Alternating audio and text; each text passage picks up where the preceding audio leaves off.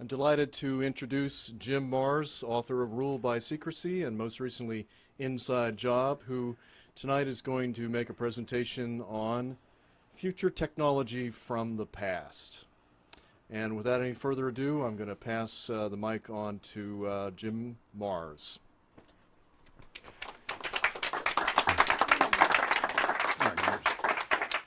Sorry, I'm kind of getting in the way here. Am I good? Am I good for the camera? Okay. Have the mic working? Okay. All right, we're going to move real quick here because we don't have the time that I would really like to expend on this, but I think this is kind of a complicated subject, and a subject that most of you are probably totally unfamiliar with. So, but I am going to hurry on through this because I think it's very important, and I think it may give us an insight into our unparalleled and unsupported mad rush to occupy Iraq. Slide. If you go back to the Bible, you find what has been will be again. What has been done will be done again. There's nothing new under the sun. We think that we have the leading edge in technology. We are the apex of the world's civilizations, but I don't think this is true. More and more, despite the foot dragging and naysaying by archaeologists and historians and everything else, we are more and more coming to learn that apparently at one point there was a planet-wide, highly technical civilization on this planet. And something happened, war and or geophysical changes, or both. And what we think of as our history, beginning with the Sumerians, coming up to the Egyptians, Babylonians, and now up to the Greeks, Romans, Western civilization, of course, is what we're primarily talking about. That is nothing but the remnants of an earlier prehistoric civilization. The evidence is everywhere. The round balls of Guatemala, the pyramids all over the world, in China, in South America, Central America, Egypt, the ziggurats in Mesopotamia. All of the evidence is there. But it's only been within about the past 100 years that we've had the technology and or the knowledge to know anything about it. We are still pulling ourselves out of the dark ages. Let me start with a fellow named David Hudson. He was a Phoenix area farmer, and when I say a farmer, this is not a guy with a mule. He was a multi-million-dollar farm corporation. But he was having a hard time of it in the Phoenix area because the heat, the drought, it would dry up the soil, and he was really having problems. So he got the bright idea of putting various acids and chemicals into the ground to see if he couldn't loosen up the soil. And when he did, he noticed that there were some very odd properties to this soil. Slide. He used a copper electrowinning cell to separate the metal from the ground, and he began to come up with these strange little sparkly mineral things that he couldn't quite figure out. And so he took it to some local chemists and local geologists, and they couldn't quite figure it out either. And it turns out that actually what he was dealing with was an unknown, heretofore unknown property, a monatomic element. Slide. He named it an orbitally rearranged monatomic element. Interestingly enough, ORME we find in ancient Hebrew meaning the tree of life. Isn't that interesting? And the reason he named it this, because these were single atom elements, okay, that were derived primarily from gold, silver, platinum metals. And slide. This was back in the 70s. By the late 80s and 90s, we see a number of scientific papers. This is being very much talked about in the scientific world, but is still not known to the general public, and it's pretty esoteric. These single atom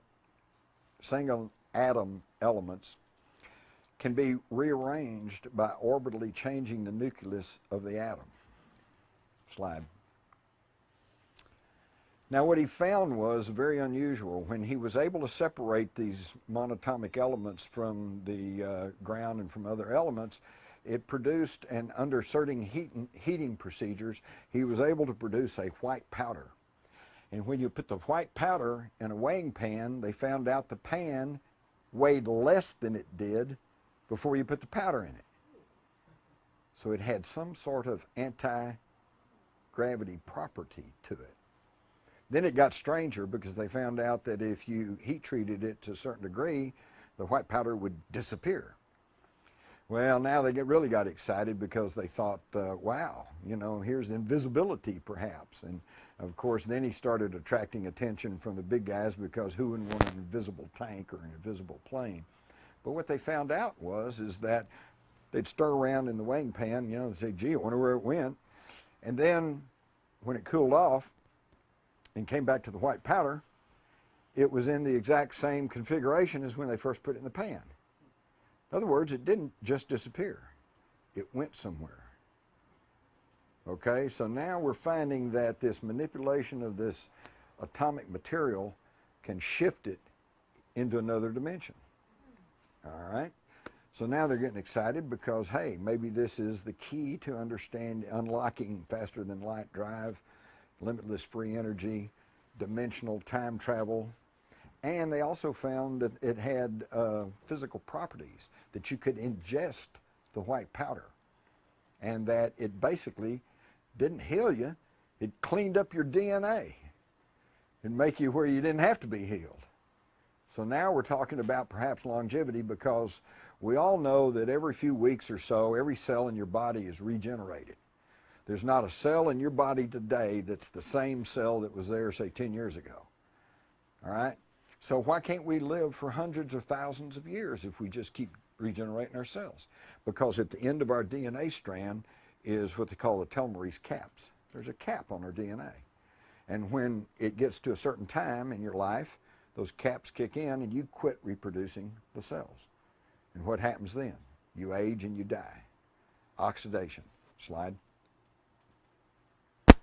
Now we know today that the structure of the atom is a lot different than what I was taught in school. This is Walt Disney's version, you know, our friend the atom. And we now know the atom is composed of all these various things, which I won't bore you with, mainly because I don't even understand them myself, because I don't claim to be a scientist or a highly technical person. I'm just a reporter, okay? Slide.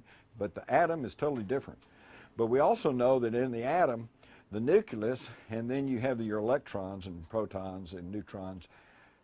The atom is mostly space. This is what I mentioned earlier about the fact that even our reality, everything we think is really hard and solid, is really just made up of atoms, and within those atoms is an immense amount of space. And yet within those spaces, the energy generated by these neutrons and protons and stuff is absolutely immense. And we're finding out things about this continually. They recently found out that protons have mass. Okay? It's a complete surprise to me. I didn't even know they were Catholic. It was a joke. All right, slide. They also found that by treating these monatomic elements, you can change the shape of the nucleus. And you can turn it into a dumbbell-looking thing. And I found that really intriguing because, of course, we all know that that looks very, very close to what the symbol for infinity is. So what we're dealing with here is the basic building blocks of life, energy, the universe. Slide. It also could be what we're learning to adapt as fuel cell technology. They are finding that, you can read this for yourself, these are some fuel cells that they're experimenting with United Technologies, and it's all based on energy conversion rather than fossil fuel or burning something or whatever. So in other words, this, of course, this technology that we're talking about would be of intense interest to energy executives and anyone who is heavily invested in the energy field. I'm going to here to tell you right now that there is tons of alternative energies out there. The reason we don't have it is because big guys have not figured out how to get a monopoly on it.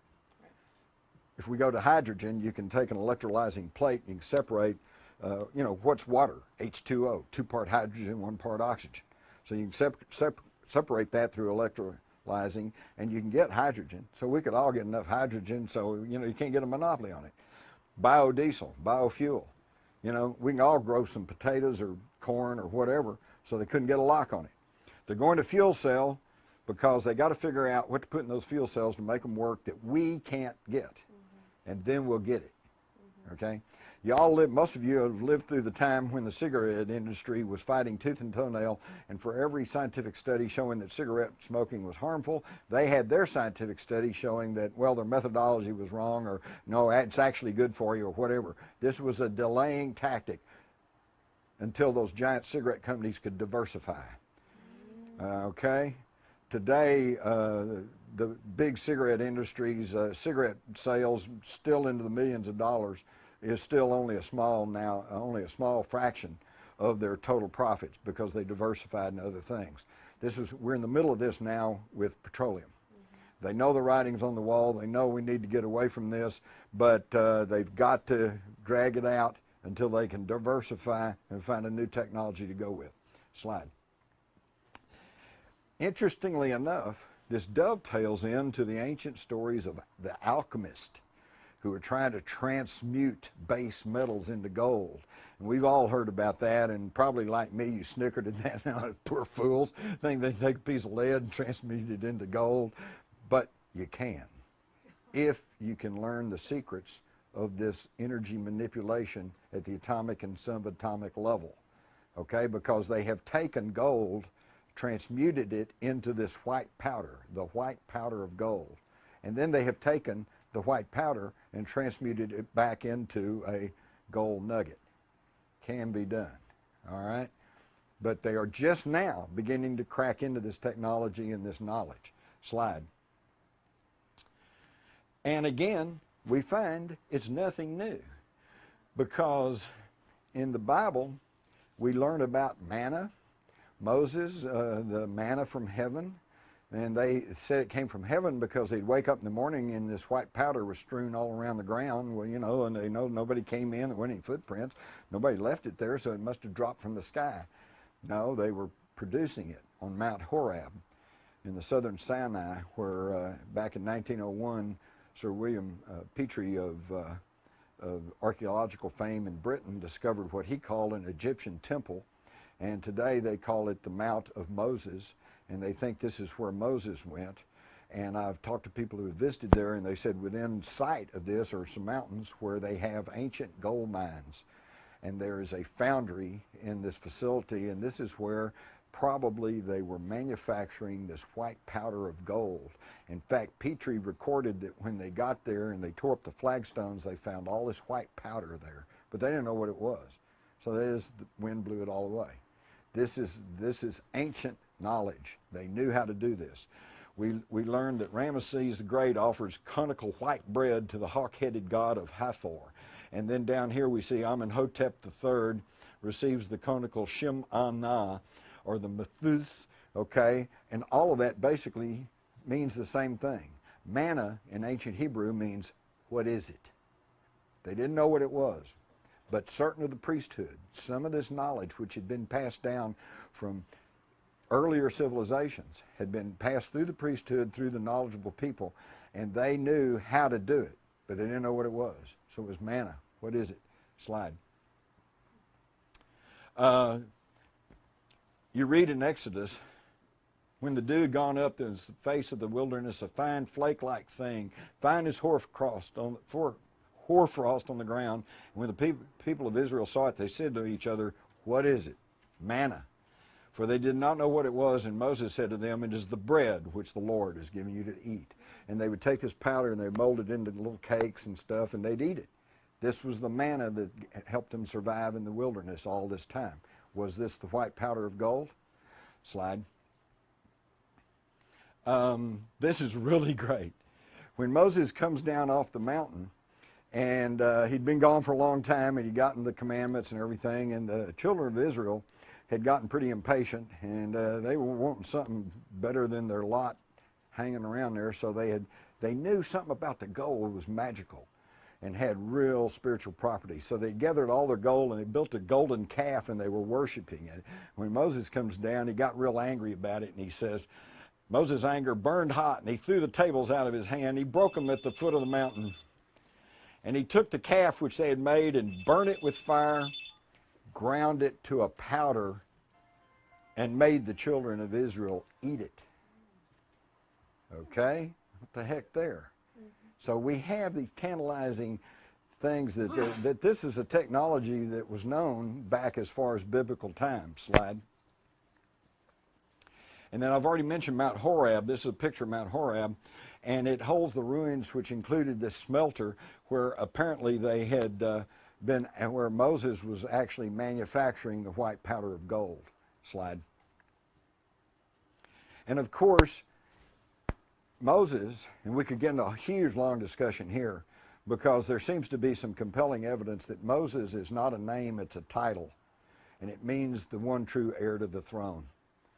And that Moses, in actuality, we know from the Bible that Moses was a well-schooled Egyptian. He was a high-ranking Egyptian, you know, and so there's a compelling argument to be made that has been accepted by many people like Mark Twain and Arthur Conan Doyle and many other students of hidden history, that Moses was just kind of a title, and the actual person was Amenhotep III, the Pharaoh, who then had changed his name and incurred the wrath of the Egyptian authorities when he became Akhenaten, the worshiper of the one true God. And that's because he had learned about the one true God through his Hebrew relatives, or the people who had actually raised him, okay?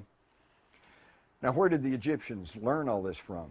From the biblical patriarch Abraham, who had brought the knowledge of Samaria to Egypt. Look in the Bible. Abraham was not a Jew. He was not even a Semite. He came from Ur of the Chaldees. Chaldea was simply an ancient term for Sumeria or Mesopotamia, what we now call Iraq. And the city of Ur is still over there, Uruk. A lot of these towns, in fact, most of those cities in ancient Sumeria were named after Abraham's relatives. Okay, so Abraham was not just some poor Jew wandering in the desert with a camel in a tent.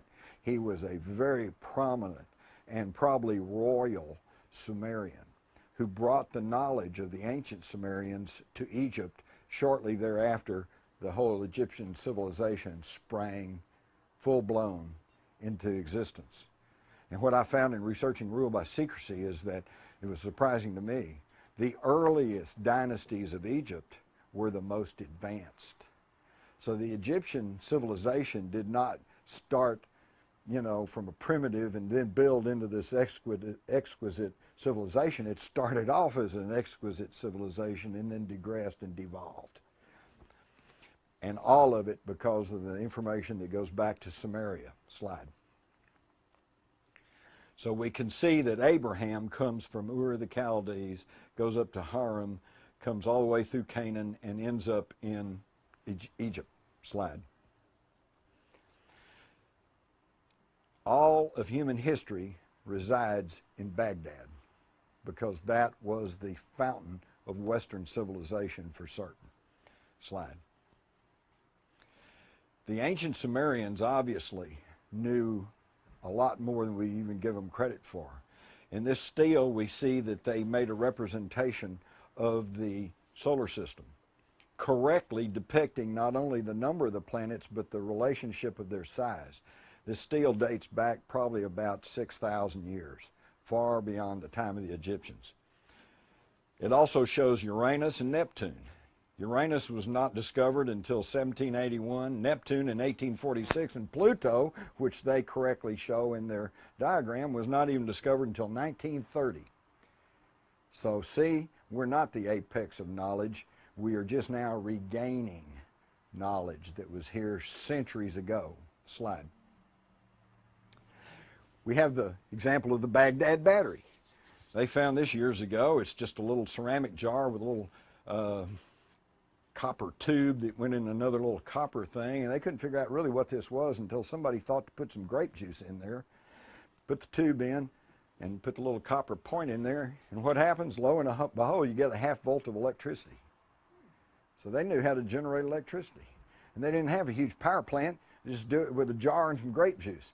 They knew the manipulation of energy at the atomic and subatomic level. Slide. And how do we know they knew all this stuff? Because of the Sumerian clay tablets that are still in existence. There are over 500,000 of them. 500,000 of these tablets are known to exist right now, and only about 20% of them have been translated. Isn't that amazing? Some of you young people here, if you want to know what to do with your life, learn to translate Sumerian. Okay? It was the world's first writing, and what they did was they used a stylus and they would press it into mud with these little triangular shaped styluses, and then they'd bake it. It's a rock. That's why they still exist. Paper, papyrus, that all burns up, just, you know, flakes away, but these things still exist. These writings predate the Bible by 4,000 years, and they tell of human origin. Slide. Not once, but several times, according to the Sumerian tablets, they say 432,000 years before the Great Flood, the Anunnaki came from Nibiru through the Great Bracelet, which is the asteroid belt, to the Earth. And here they landed in the Persian Gulf and began to colonize and search for gold. There were strikes over the hard work, and it was decided to engineer a slave race by manipulating the DNA of primitives. Kings and dynasties arose once this slave race came into existence, and warfare broke out. And that's a thumbnail sketch of what they say our history is. And it does answer one big mystery. For centuries, they've been looking for the missing link. We know Neanderthal existed, and then there was Cro-Magnon, modern man. And they've been looking for the link in between. For years, they thought that there should be something in there because they must have mated and interbred, but now we know for certain that they did not interbreed because they are two separate species. And there is no missing link because they manipulated the DNA. Slide. Gilgamesh, the legendary Sumerian king, the world's first epic novel, thought to be mythical, and yet now they have now found what they believe is the tomb of Gilgamesh. The story is amazing. You really ought to read the story of Gilgamesh. He, along with his non-human companion, Enkidu, and we don't know who or what Enkidu was, perhaps a robot, perhaps an organic robot, perhaps an alien, who knows? But they made it very clear that he was not a human. And they go in search, trying to find the ancient gods, looking for the secret of immortality, longevity, the secret of the white powder of gold. Slide. Recently, among the amazing new discoveries that these French and German archaeological teams were finding in Iraq, beginning in 1999, 2000, 2001, was using ground-penetrating radar. They really believe that they may have found the tomb of Gilgamesh under the Euphrates River. Slide. But anyway, they were finding all of these amazing new discoveries. Did they find the secret of the monatomic gold? Did they find the secret of longevity, of free energy, of time travel, star portals? If you can manipulate energy, you can go to another dimension. You could probably create a wormhole. You could probably go to another star system, and there we don't have to worry about the problem of spending hundreds of years blasting along in a fuel-propelled rocket, you know, that it would take you to get to another star system. You jump through a wormhole and you're there, or you jump through another dimension. But that brings us to Baghdad in April of 2003. Where would they have taken all these amazing new discoveries? They would have taken them to the Iraqi National Museum in Baghdad. And would they have immediately put them on display? No. They would have been put in the basement where they would have been cataloged and cleaned up and prepared for exhibit. But in spring of 2003, George Bush, against everyone's wishes in the world, invades Iraq. I went through this earlier, but the weapons inspectors, both ours and the United Nations, said there's no weapons of mass destruction. The Atomic Energy Agency of the United Nations said there's no weapons of mass destruction. Even Saddam Hussein, at the last minute, was finally going, okay, whatever, send in the weapons inspectors, do what you want. Bush would not take yes for an answer. Okay, we were going to invade, and we did. And what we do, against all military logic and tactics, instead of going for an objective, seizing your objective, solidifying your wins, and then moving on to the next objective, we made a beeline for Baghdad. This is what has created the problem in Iraq for the United States today, because we failed to pacify the countryside. And what happened in Baghdad? Well, they put a Marine guard on the Ministry of Oil, but there was no guard on the Iraqi National Museum, although several museum officials from around the world had already secured the promises from the Pentagon that they would protect the priceless treasures in the Iraqi National Museum, but it didn't happen. Slide.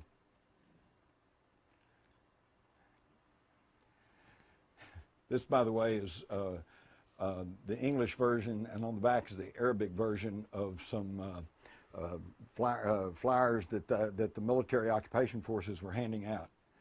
The coalition will destroy any viable military targets. The coalition does not wish to destroy your landmarks. We do not wish to harm the noble people of Iraq. To ensure your safety, avoid areas occupied by military personnel. So, you know, we went in there and said, you know, everybody clear out because we don't want to destroy you. And yet, even to this day, we are continuing to bomb and to destroy some of the most sacred and ancient places in Iraq. Slide. And this is what the Iraqi National Museum looked like after the looting. Everyone concerned said the looting was done by an organized band. Now, there were probably and undoubtedly some street people, some thugs that were hired to go in to give it the appearance of a looting mob. They went in, they sacked a lot of the upper floors, broke into exhibits, this, that, and the other thing. Slide. 170,000 items were looted. Slide. Ancient things dating back God knows how long. Gone. Slide. Safes opened up. Vaults opened up. Slide. Slide. But, of course, we did guard the oil ministry. Slide. Now, oops. Marine Colonel Matthew Bogdanos, Deputy Director of the Joint Interagency Coordination Group that investigated the looting of the Iraqi National Museum on orders of General Tommy Franks. The basement is what we've been calling the inside job. And I will say it forever like a mantra. It is inconceivable to me that the basement was breached and the items stolen without an intimate knowledge of the museum, without a plan, without a conspiracy. From there, about 10,000 pieces were taken, and we've only recovered 650 approximately. That was in an article in Archaeology in January, February 2004.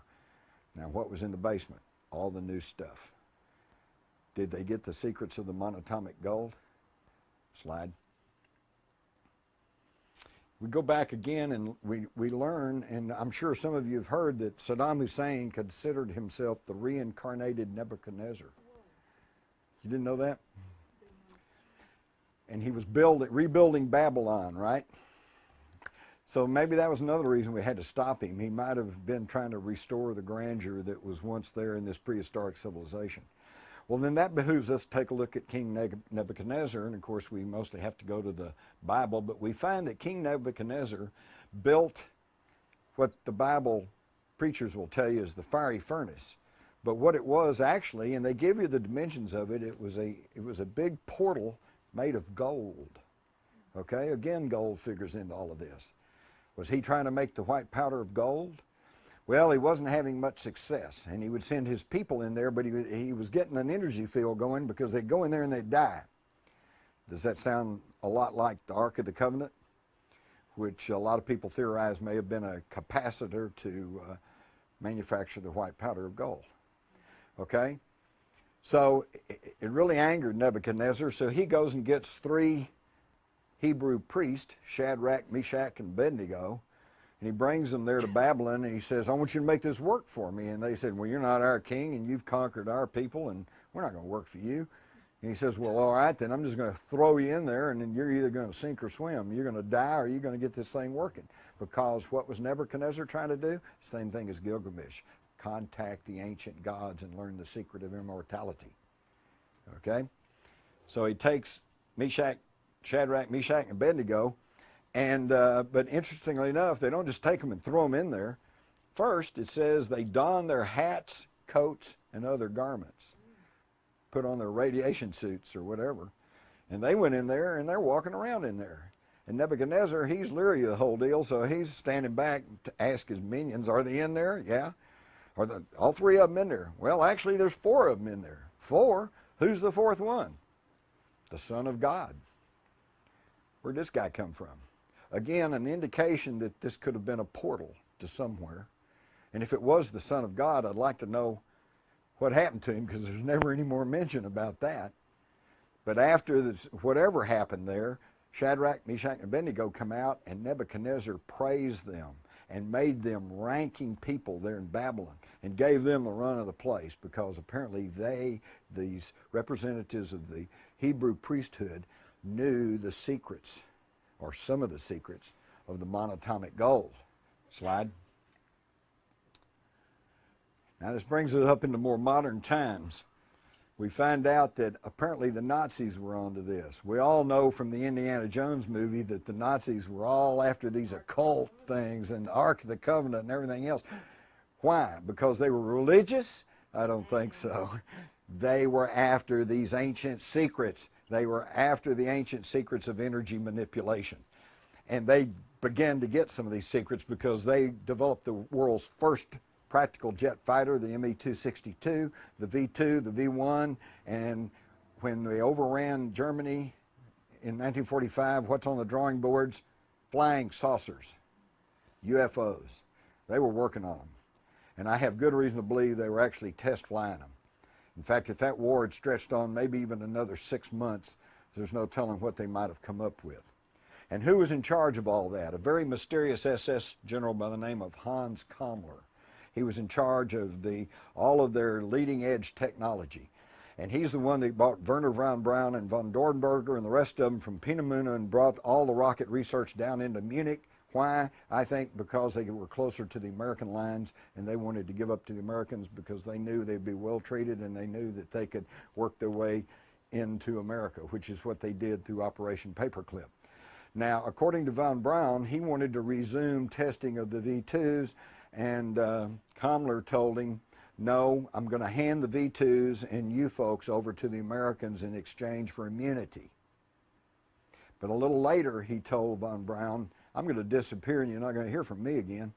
And sure enough, he dropped from sight. And even though there were reports that Kammler was seen in the United States in the 50s and early 60s, there is no record of what happened to him. But we know that he did not turn over the V-2s or the V-1s. Okay? But yet, if he was in the United States and if he did survive the war, what did he hand over to the Allies in exchange for immunity? The secret of anti-gravity, the secret of the white powder gold, the secret of the manipulation of energy, because he was also tied to experimental work that was done at what essentially was a super collider, super collector in western Poland, the ruins of which are still there. Slide.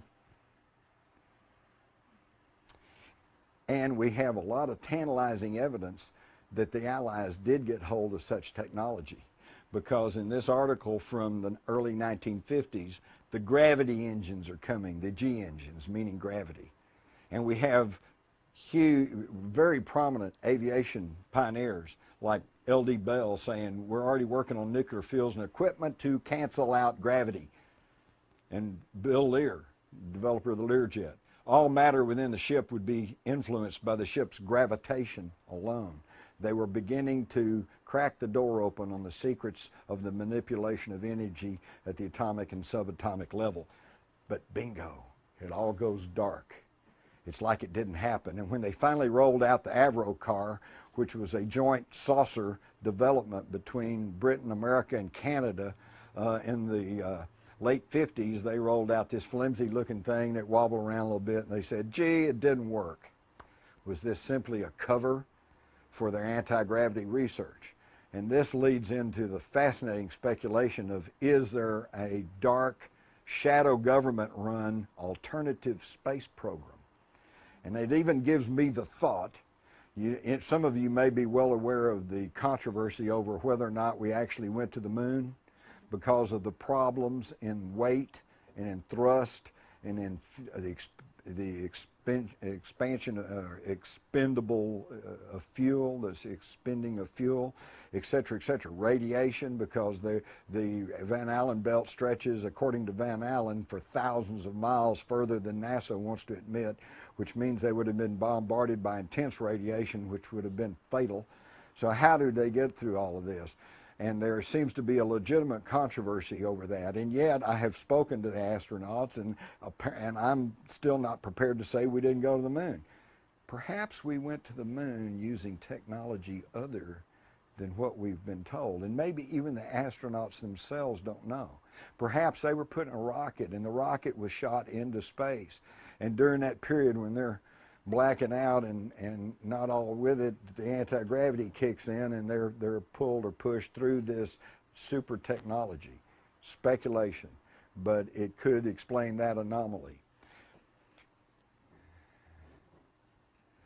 And we also have General Nathan Twining's memo of 23rd of September 1947, where he's talking about UFOs. And he says the phenomena reported is something real, not visionary or fictitious. They knew at the beginning in 1947 that this was all real. September the 23rd is an interesting time period because this was just 2 months after the crashes in Roswell, New Mexico. It's also the same day that President Truman signed the National Security Act of 1947. This is what's done us in, folks, because we all know that the National Security Act of 1947 created the CIA. We know that it changed the name of the War Department to the Defense Department, a little PR change.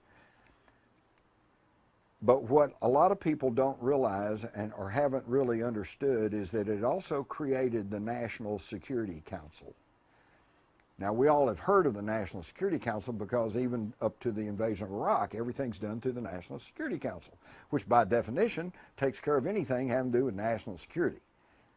But who can tell me who the National Security Council is? President, Vice President, Secretary of Defense, and Secretary of State. 4 people. Did y'all hear that? The President, Vice President, Secretaries of State and Defense. 3 of those are appointed by the President. So it's the President controls the whole, anything having to do with national security. This is where we went into the national security state. This is why, because creating the National Security Council, anything having to do with national security, it bypasses Congress, bypasses the Constitution, bypasses the media, and hence bypasses the public. And this is why they've kept the lid on UFOs. Why? Because they don't want people to know our deepest, darkest secrets, which is they are tampering with the basic building blocks of the universe, manipulation of energy at the subatomic level. Slide. And by the way, in that same document, Twining says, it is possible within the present U.S. knowledge, provided extensive detailed development is undertaken, to construct a piloted aircraft which has the general description of the object in subparagraph A, meaning a UFO. So in 1947, they were basically saying if we had a crash policy, we could build our own UFOs. And I think they've done it. And that's why but don't get me wrong, I'm not saying that every UFO sighting is some sort of secret government test craft. A bunch of them are, but not all of them. In fact, there is good evidence to suggest that we are in an undeclared, under-the-table, covert war with extraterrestrials. And we're not being told about it. And it kind of makes a mockery of freedom and democracy, doesn't it? And here's the Avro saucer, and they're all going, well, gee, it just didn't work. And that was the end of that. And this has never been talked about. In fact, to this very day, some of you probably understand what I'm saying. If you go to our centers of higher learning, or if you go to the large corporations, and you start talking about anti-gravity, they call the security guards and have you run out as some kind of nutcase. Because this has been so thoroughly blacked out, because it is so real and it stretches back so far. Slide. So now we do know, and these pictures have suddenly surfaced, that they were building long past the 1950s Avro car, that they did have flying saucers operating, and they were able to fly. And the question becomes, were they powered by just some sort of exotic jet, as they would have us believe, or do they have anti-gravity? I've had people very conversant in the aviation field tell me that the SR-71 Blackbird stealth fighter, that it looks like it really shouldn't be able to fly. So there is some theory that, yes, it's got jets on it, and yes, they roll it out, and you can see it flame and go down the runway, and it all takes off, but there are leading edges of certain material, and there are some electronics on board that they can kick on, and that we are actually using anti-gravity right now, okay? And what I would like to know, and the big conundrum is, do the pilots even know? Okay, maybe they're told this is some sort of system, you know, flip this switch here, you know how you do in an aircraft, you gotta, everything's written down, you just flip stuff, and you're told basically how everything works. Maybe they're told it's the cooling system or something, you know. So again, we have technology that obviously stretched back through all of human history that's being kept from us. Slide, although I think that's it. Okay, here are some of the recent sightings of these giant triangular craft. Are they them or us? Are they human ingenuity? Are they shadow government test craft that they're using? Or are they reverse engineering of ET craft? Or are they, and what are they being built for? And why would they test stuff? All of y'all familiar with the flyover Phoenix, Arizona, back in when was that, 97, I believe it? Yeah. Okay, that's a big deal.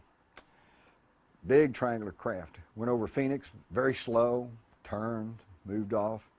But here's a good example of how they cover these things up. This occurred about 8:30 at night. Thousands of people saw this thing. And then sometime between 8:30 and 10:30, somebody contacted the Maryland State Guard and ordered them to fly a training mission to Phoenix to the Barry Goldwater Gunnery Range and drop flares. So about 10:30 that night, they did just that. Now the Phoenix papers were full of this story the next day, but it never went anywhere else. Remember what I said about the distribution of the news? But 3 months later, in June of 1997, USA Today suddenly did a story on this thing that flew over Phoenix, and all the rest of the magpie journalists, they all went, and all of a sudden there was a brief blurb about this whole thing, okay? Well, the official version was, of course, that, well, it was just flares dropped by the Maryland State Guard. So some of the reporters who were a little bit ahead of their fellows actually contacted the Maryland State Guard, and they said, yeah, we flew out there and we dropped flares. They went, oh, okay, case closed. It was just flares. They dropped over, military flares over Phoenix. Nobody bothered to check that they dropped the flares 2 hours after they saw this thing fly over the city. But the key part of that story is that it didn't only fly over Phoenix, one of the most populous cities in the state, but came down the entire length of the state, right through the most populated corridor. Now, if it's a secret government test craft, why in the world would they fly over the most populated area? Why don't they go down to Big Bend in Texas? You know, you could fly around there all night and nobody but, you know, some prospector in a coat would see you. It's amazing. Are they setting us up for the next game after the war on terrorism? If the war on terrorism collapses and all of a sudden nobody's buying that anymore, what's next? Invasion from space? Yeah, give up the last of your liberties so we can protect you from invasion of space. I'm going to leave you with one cheery thought, okay? As we can see, there's lots of evidence that perhaps the reason we had to go into Iraq was to grab these ancient secrets of energy manipulation, the secrets that could open up limitless free energy, which would wreck the oil economy, of course, longevity, which would wreck the medical establishment and the pharmaceutical corporations, which are all based on petrochemicals, by the way, and et cetera, et cetera. Perhaps that's the reason that we had to invade Iraq, to get our hands and get control over this ancient technology.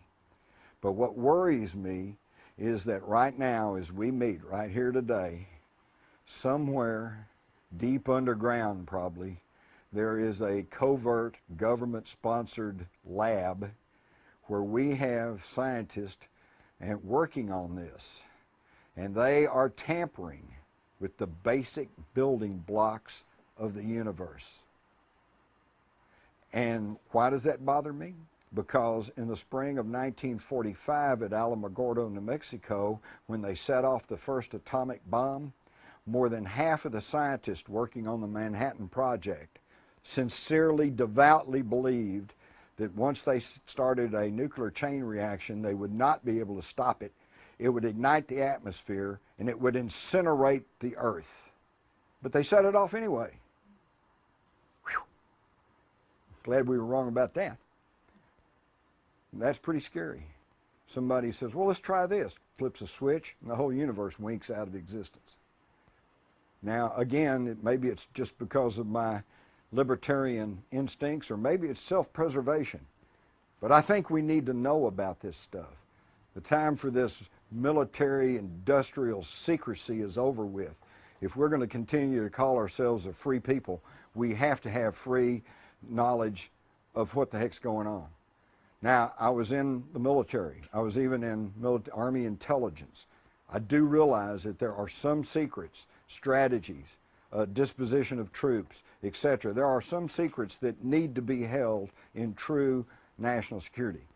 But when they're dealing with all our lives, all our futures, all of our possibilities for life on this planet, I'm afraid that that goes a little bit beyond just national security. Now, thank you for your time.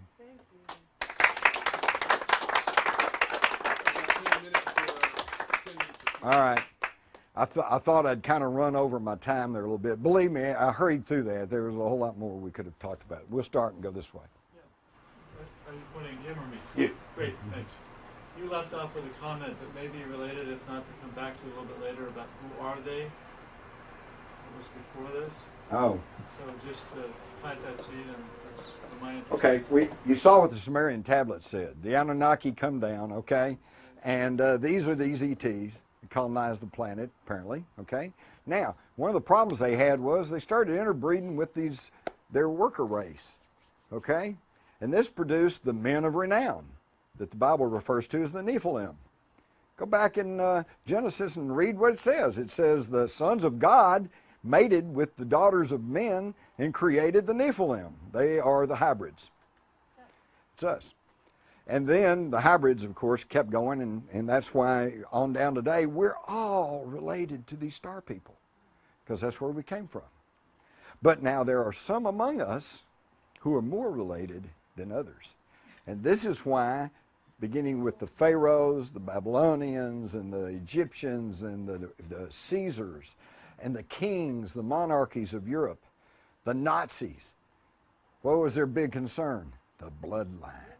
The bloodline. Whoever the rulers think that they have the right to rule the rest of us human cattle because they are of the more direct bloodline. And that is your they. Okay, now we could get into names, some of which you would recognize, like the Rockefellers and the Rothschilds, but then there's lots of other names, the black nobility of Europe. Go get a roster of the Bilderbergers and you'll pretty much figure out who they are. So you're saying these aliens brought their workers with them, or they were... No, they created them while they're here. In fact, this fellow back here pointed out that it didn't all start in Mesopotamia, it started in Africa.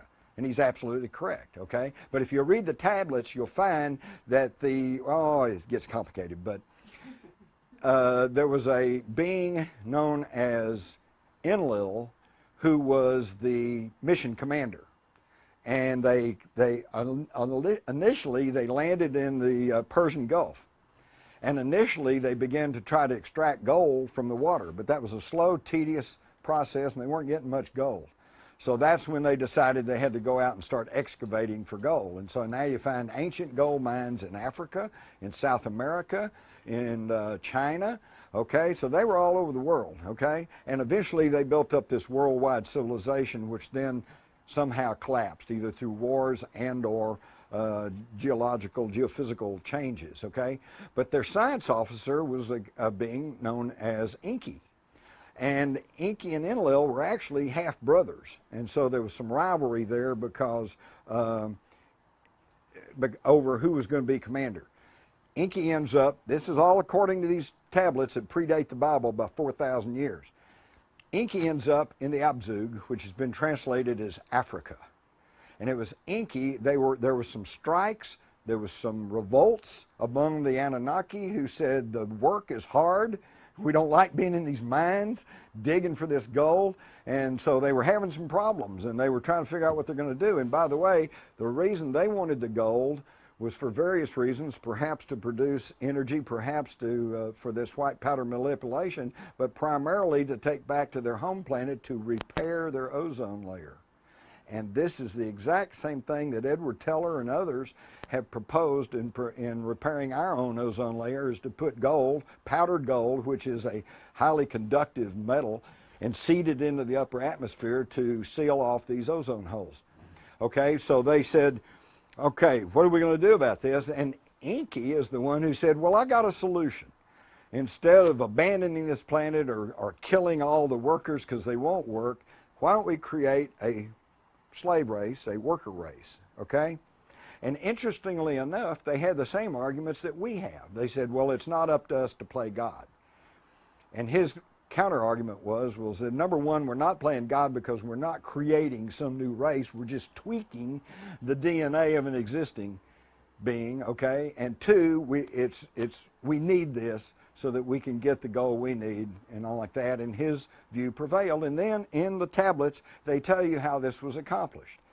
They took the ovum of a primitive earth female, shall we call her Lucy, and they impregnated it with the sperm of a Anunnaki male, and then implanted the fertilized egg in the womb of an Anunnaki female, who carried it to term, did not have a natural childbirth, but had a cesarean childbirth, and it produced what they call the Adama, the Adam, the first hybrid. Okay, and initially these hybrids were like mules. They could not procreate. So they had to keep creating all their workers, okay? It's a long, lengthy, fascinating story, but eventually there was the whole thing here, but eventually they finally tweaked it to the point to where the mules could reproduce, and this is where we have modern man. Yes? What about scientists that have mysteriously died or disappeared? Any connection with these laboratories underground? Are you talking about the microbiologist? Yes, that's pretty spooky too, because I am well aware of that. There's a whole how many are there now? 14 or something like that? 18? There's a dozen or more of the world's most preeminent microbiologists who suddenly, in the wake of the anthrax attacks, suddenly died or disappeared and never been heard from. Why? Because they could have told us where that anthrax came from, even though it's now leaked out that it was weapons grade and that it could only have been produced by the United States. And yet nobody has been caught, nobody's been prosecuted for this. Deadly attack, people died. And it also worries me because if there is another major anthrax attacks against some civilian population, say in Los Angeles or San Francisco or whatever, where are the guys who are going to come say, well, here's what you do about it? Here's the antidote. Well, I just wanted to add something to that. There's some people think that these microbiologists were connected with the study of gene-specific diseases, that maybe SARS is a representative of, and that can affect different populations that maybe have blue eyes or black skin or whatever. When the Israelis like to design a disease that would only attack Arabs. I know it. That's the problem. In fact, yes, they've been working on that ever since Vietnam. In Vietnam, they were trying to come up with some pathogens that would attack Asians. It's really spooky. That's why I say we got to get rid of this secrecy and we got to get rid of this national security state for our own protection. Because, see, here's the whole key to freedom. If I allow any law, any policy which restricts somebody else's freedom, I'm not free. Because once you allow that, then what's to protect you? Nothing. Pastor Martin Niemöller in Germany pretty well articulated that. He said, well, he came for the Jews, but I wasn't Jewish, so I didn't say anything. He said they came for the Masons, but I wasn't a Mason, so I didn't say anything. Came for the Gypsies, but I wasn't a Gypsy, so I didn't say anything. He said when they came for me, I didn't have anybody to turn to. The only way that we can guarantee our personal freedom is to guarantee everybody's personal freedom, even the ones you don't like, even your skinhead Nazis, even your weirdos, even your, yes, even the Republicans. We've got to guarantee everybody's personal freedom, because once you get the ball rolling in curtailing freedom, then there's no stopping it, and there's no guarantee that you won't get caught up in it. And they'll say, everybody with a beard, you go to the camp. Okay? Yes? Could you go into the whole connection with Antarctica and your earlier parts of your presentation? So I've heard a bit about it, but I'm not that clear. About Antarctica? Oh my God! Well, we could have another whole presentation on that. That gets into Agartha, the Nazi base down there, Queen Maud's land, which they renamed Schwaben land. That was where all the submarines were heading after World War II. And then you get into the more modern times when they found the lake under there, like Vostok, and the warm lake under Antarctica. There's all sorts of stuff going on in Antarctica. Perhaps this is one of the places where they are studying these microorganisms, because if you'll recall, they suddenly had a bunch of doctors and medical personnel that they had to evacuate out of Antarctica. And by the way, I don't know if it's still that way, but at one point they pretty well had sealed off. Antarctica is one of those places that us free Americans really can't just go to. You can't just say, oh, I want a ticket to Antarctica, I'm going to go down and look around. There's all kinds of stuff, but to me the main concern with Antarctica is the Ross Ice Shelf, because it's melting. All right, the North Pole, the U.S. Navy meteorological station at the North Pole said there will be no ice at the North Pole by 2015, which is pretty close. Okay, now that's not a big deal, because at the North Pole all the ice is sitting in water, so the volume will be the same. You're going to have water instead of the ice. Okay, but Antarctica is a different situation. You've got the Ross Ice Shelf, which is a huge, probably the size of Texas or even bigger, that's sitting on a landmass. And it's not even, it's kind of at a slant, and it's being held essentially by an ice pin, okay, that's keeping it from sliding off into the South Atlantic, and that ice pin is melting, just like the North Pole. And by the way, they talk about global warming, but let me tell you something. It's bigger than that. The ice caps on Mars are melting. The sunspot activity, they say, well, we're going through a cycle, but it'll calm down, but it hadn't calmed down. There are other perturbances that they've noted on some of the other planets. This is a solar system-wide thing. Now, it doesn't mean it's doomsday, maybe it's just cyclic, we don't know, we haven't been here that long. But and I'm not trying to say there's no global warming, but it's not just global warming, and global warming is not just the results of our energy policies and automobiles, although that's certainly obviously not helping matters. But the problem with Antarctica is if the pin melts and the Ross Ice Shelf slides off in the South Atlantic, it's going to raise the water tables around the world by about 12 feet, which would inundate New York, London, probably Paris, San Francisco, Los Angeles. We're going to have a real problem, okay? And this probably will all happen within our lifetime. So what do y'all do about it? Beats me, you're going to have to decide for yourself. But I know I'm in a very solid place in Texas, and I have an underground house with a log house sitting on it, my own well, and I'm there, and that's no guarantee, since coming out here, I've had a lot of people tell me there's going to be a terrorist attack on September the 27th. Oh no, I'll be in Australia, so a lot of good is going to do me, right? So what I say, my game plan is hope for the best and plan for the worst. Why are these aliens at war with us? They're not at war with us, we're at war with them. Okay. Because they want to keep this, they want to keep all this secret. According to several sources, they have approached the leadership of the world, various national leaders, and they said, okay, we'll make contact, let's deal, we'll swap technology, but you guys got to promise to lay down your weapons, start learning to get along with each other, yada, yada, yada. And the national leaders have said, we don't want any part of that.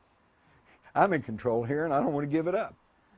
And that seems to be the problem. And that may indeed be the reason for these abductions, because they have given up on trying to contact national leaders, and now they're just making individual contact with ordinary people. And slowly, if you all think back, say 15, 20 years ago, if you talked about, if I stood up here and mentioned an alien abduction, y'all would just run me out of the room. It's like, well, you're just a crazy man. And a lot of you probably still thinking, I don't know about this guy, but at least we've gotten to the point now where we can talk about it. And another 10, 15 years will be, oh yeah, I know somebody had an alien abduction, or maybe they're here. You know, we have to acknowledge that that this is a real issue, and that it is real. And it's like Twining said in 1947, it's not hallucinatory or fictitious. This is real, and it is real. And let me tell you something here. If you guys, obviously you all are interested in what's going on in the world, or you wouldn't be here today. But let me tell you something. If you try to figure out what's happening in the world today and try to figure out geopolitics, and you turn your back and ignore the UFO ET connection, you'll never figure it out, because you're missing a big piece of the puzzle. And that's why we're in such difficulty here. You got guys in Washington who they don't want to hear anything about UFOs. Go to the news media, they run you out of the office to try to talk about UFOs. So how can they possibly figure out what's really going on, because they're ignoring a big portion of the equation? I've got a lot of questions. Oh my God. What about the whole fundamentalist thing, and the born-agains, and the prophecies, and Armageddon, and what's going on in the Middle East and Israel? Well, that comes back again. Well, okay, the fundamentalists.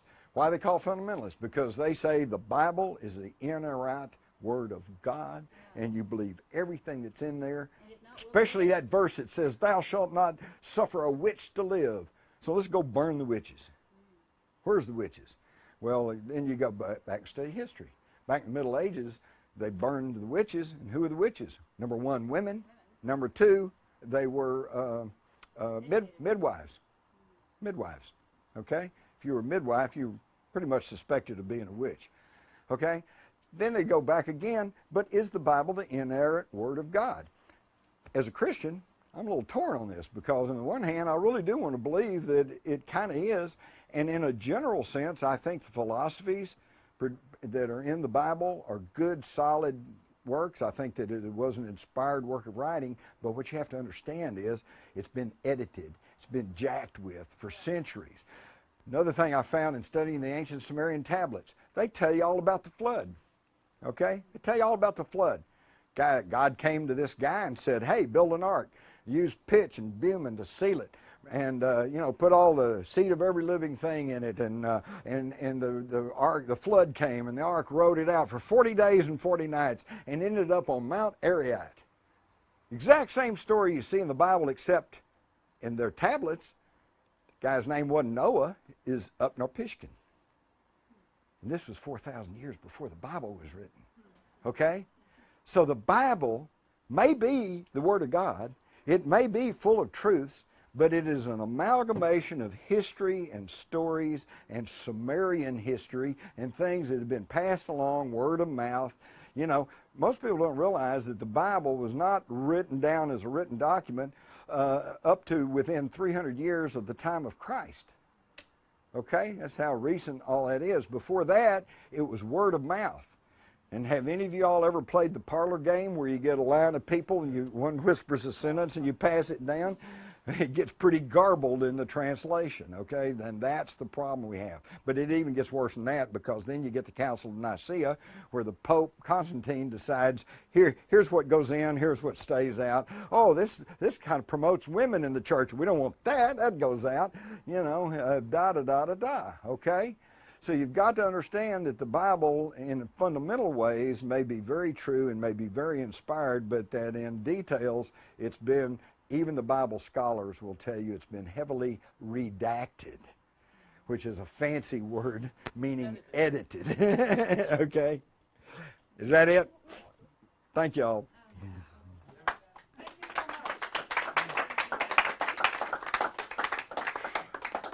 Thanks a lot, Jim.